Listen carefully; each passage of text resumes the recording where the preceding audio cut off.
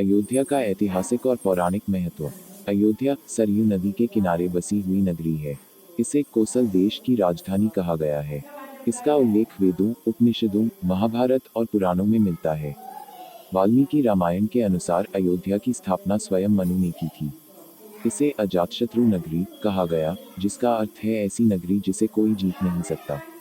अयोध्या का अर्थ है अयोध्या, अर्थात जिसे युद्ध द्वारा जीता न जा सके। यह नगरी न केवल एक भौगोलिक स्थान थी, बल्कि सांस्कृतिक, धार्मिक और आध्यात्मिक चेतना का केंद्र भी थी। इसे सप्तपुरियों, 7 पवित्र नगरियों में प्रथम स्थान प्राप्त। अयोध्या की भौगोलिक संरचना और सुंदरता। 1. प्राकृतिक सौंदर्य। अयोध्या चारों ओर हरियाली से घिरी हुई थी। नदी, झीलें, बगीचे और वन इसकी शोभा बढ़ाते थे। सरयू नदी की स्वच्छ और निर्मल धाराएं नगरी के लोगों के जीवन का मुख्य आधार थी। 2. नगरी का नियोजन। अयोध्या को बहुत ही योजनाबद्ध तरीके से बनाया गया था। इसमें चौड़ी सड़कों, सुंदर गलियों और व्यवस्थित मकानों का वर्णन मिलता है। सड़कों को पत्थरों और ईंटों से पक्का बनाया गया था। घरों में स्वर्ण और रत्नों से अलंकृत छतें थीं। महलों और भवनों में चंदन, हाथीदांत और बहुमूल्य पत्थरों का प्रयोग किया गया था। 3. उद्यान और सरोवर। अयोध्या में जगह जगह सुंदर उद्यान और पुष्प वाटिकाएं थीं। कमल पुष्पों से भरे तालाब और सरोवर इस नगरी की शोभा बढ़ाते थे। विभिन्न ऋतुओं में यहाँ रंग बिरंगे फूल खिलते थे और उनकी सुगंध से पूरी नगरी महकती थी। अयोध्या की सामाजिक और सांस्कृतिक विशेषताएं। अयोध्या केवल अपनी भौतिक समृद्धि के लिए नहीं, बल्कि सामाजिक और सांस्कृतिक दृष्टि से भी आदर्श नगरी थी। 1. धार्मिक वातावरण। यहाँ के निवासी धर्मपरायण, सत्यवादी और शीलवान थे। वेद, शास्त्र और पुराणों का अध्ययन और पालन यहाँ के लोगों की दिनचर्या का हिस्सा था। नगरी में मंदिरों, यज्ञशालाओं और तीर्थस्थलों की अधिकता थी। 2. समाज व्यवस्था। समाज में सभी वर्गों के लोग आपसी सौहार्द और सहयोग से रहते थे। ब्राह्मण, क्षत्रिय, वैश्य और शूद्र सभी अपने अपने कर्तव्यों का पालन करते थे।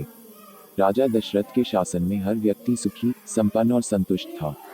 3. व्यापार और आर्थिक समृद्धि। अयोध्या में व्यापार और व्यवसाय उन्नति पर थे। सोने, चांदी और अन्य बहुमूल्य वस्त्रों और धातुओं का व्यापार होता था। यहाँ के नागरिक धन धान्य से परिपूर्ण थे। दशरथ के शासनकाल में अयोध्या की स्थिति। वाल्मीकि रामायण में राजा दशरथ के शासनकाल को अयोध्या का स्वर्ण युग बताया गया है। 1. प्रजा का सुख और समृद्धि। प्रजा राजा दशरथ के प्रति निष्ठावान थी। सभी लोग धर्म का पालन करते थे और राजा के प्रति श्रद्धा रखते थे। 2. शासन व्यवस्था। अयोध्या की न्याय व्यवस्था अत्यंत सुचारू थी। राजा दशरथ के मंत्रिमंडल में अनुभवी और विद्वान मंत्री थे, जो सभी निर्णय न्यायपूर्ण और प्रजा के हित में लेते थे। 3. यज्ञ और अनुष्ठान। अयोध्या में यज्ञ और धार्मिक अनुष्ठान नियमित रूप से होते थे। राजा दशरथ स्वयं बहुत धर्मपरायण थे और अपने जीवन में धर्म और नीति का पालन करते थे। अयोध्या की तुलना स्वर्ग से। वाल्मीकि और तुलसीदास दोनों ने अयोध्या की तुलना स्वर्ग से की है। यहाँ के महल, रास्ते और वातावरण देवताओं की नगरी अमरावती के समान थे। 1. महलों की सुंदरता। राजा दशरथ का महल सोने और रत्नों से सुसज्जित था।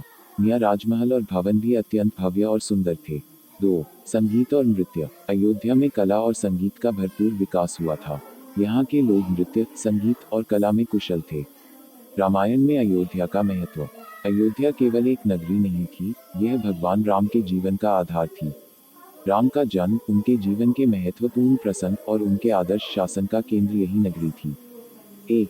राम का जन्मस्थान। राजा दशरथ के पुत्रेष्टि यज्ञ के बाद भगवान राम का जन्म अयोध्या में हुआ। यह स्थान राम भक्तों के लिए पवित्र तीर्थ बन गया। 2. रामराज्य की स्थापना। राम ने अयोध्या में आदर्श राज्य की स्थापना की, जिसे रामराज्य कहा गया। वर्तमान में अयोध्या। आज भी अयोध्या भारतीय संस्कृति और आस्था का केंद्र है। राम जन्मभूमि और सरयू नदी का तट लाखों भक्तों के लिए श्रद्धा का स्थान है। यहाँ पर राम मंदिर का निर्माण भारतीय इतिहास में एक नए अध्याय का प्रतीक है।